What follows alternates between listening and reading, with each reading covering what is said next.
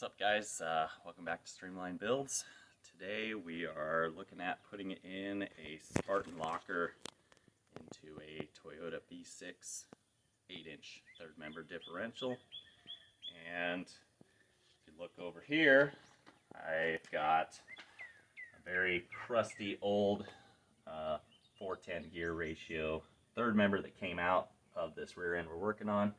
I also have a E-Locker, which I would have loved to use, but it's got 373 ratio and just so much work and so much cost to change the gears out, and just thought best option, most durable option for longevity would be just to get one of these. So that's what we're going to do today. And right here we've got my 410 V6 third member. It's been kind of just cleaned up a little bit here, just so we can mark everything before we take it apart. Make sure that we do not mess up any of the backlash or the offset. However, they had it shimmed from the factory. I want to make sure that that goes exactly back together. So we're going to do our best to mark everything out, pull it apart, and start getting this locker in and put it back together.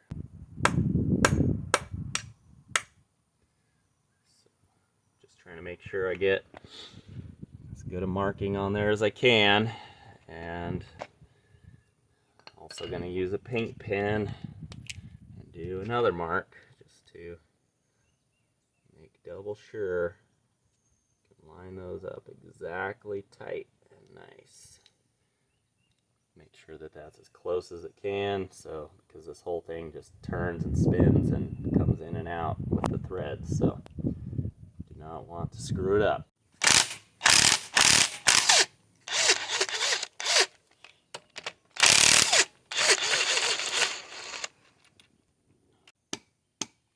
Definitely don't want to mess up your caps either from left to right. Make sure they stay together. Okay, well, I got that one off. It stayed together, threads are in there, nice and tight where they should be. Everything's inside, so. As well as the caps, you want to make sure that you keep your bearings, races with each bearing where they go.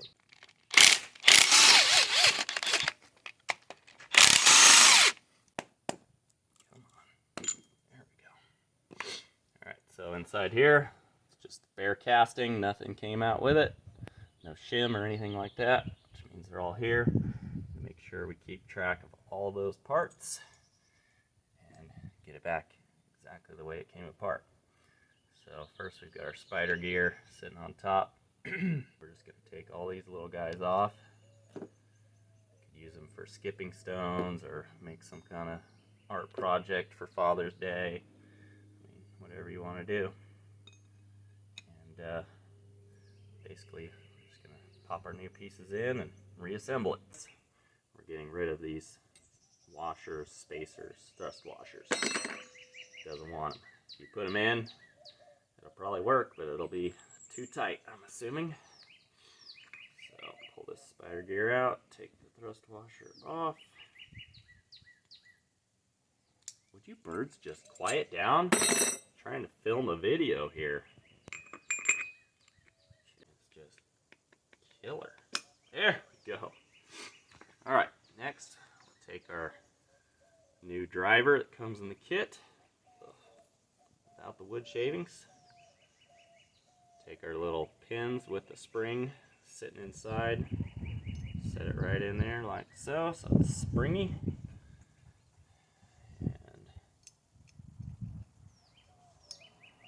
The spring stays set inside there, and set it on top. So it locks into the spider gear, it spins nice and smooth like that. And then you take this spacer, comes with it, and it goes right on top there. And then take this one, a little more difficult here. You gotta put these in. Probably would be good to use like a little bit of bearing grease or something on there to ensure that that stays all together, especially when you flip it over and set it on here.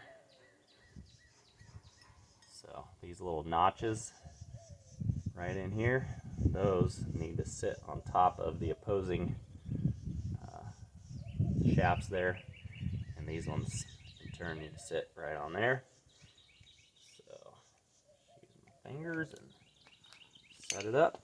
Well, gotta put the cross shaft in there too, or we ain't going nowhere.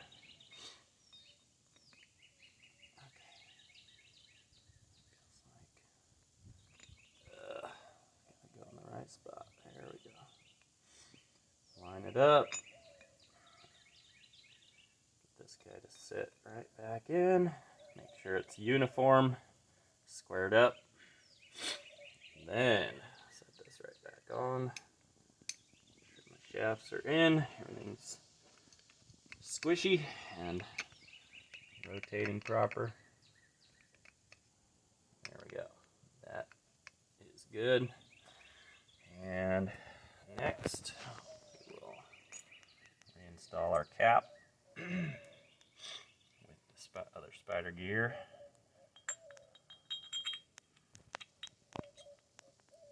And it's probably a good idea to make sure you inspect everything, all your surfaces, make sure they're all clean and tidy. Don't forget your other washer.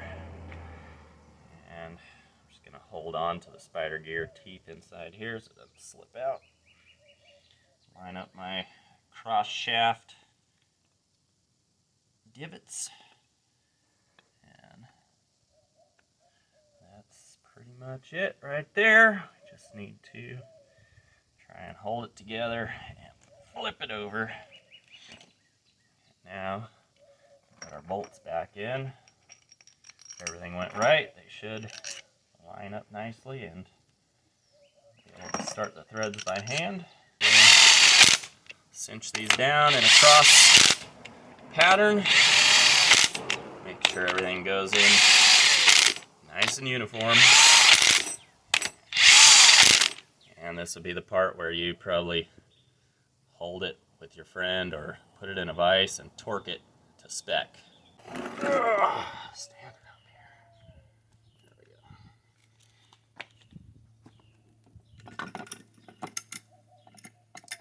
Make sure your braces are nice and tight on there. So we can actually slide in our side pieces. Okay. Now, for the magic. Let's see if we can somehow make this happen. That went right in like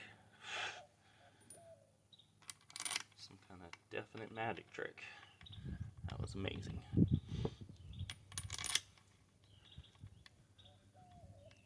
see if we can get lucky on the other side. First, I'm going to cinch this down a little bit, just so the top hat doesn't pop off, or bearing cap, whatever you want to call it, if you want to use correct terminology. Okay, let's spin this around. Hopefully, everything is good there.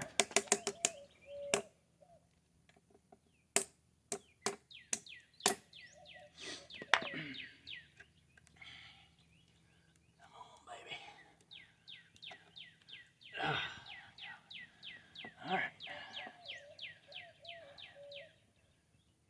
If that's nice and tight, then this should just slip right in, hopefully. Bolts out for make it a little easier.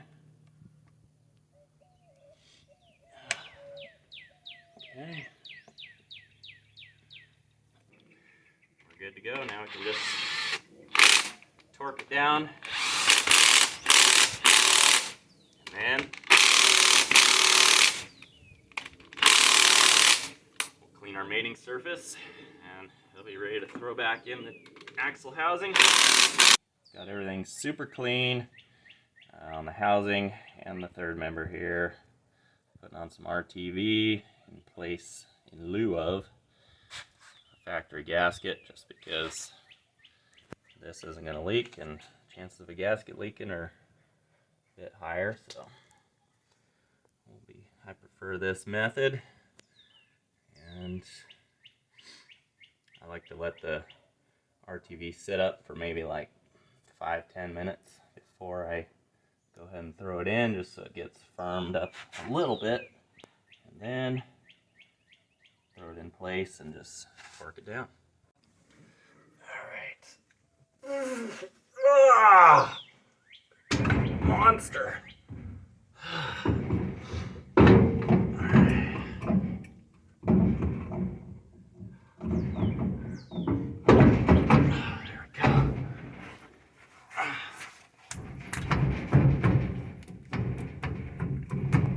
Sometimes they're real tight. Gotta wiggle it in a little bit.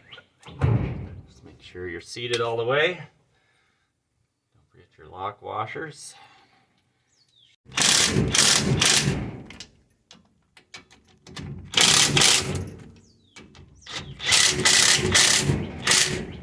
That's a wrap. Oh, alright.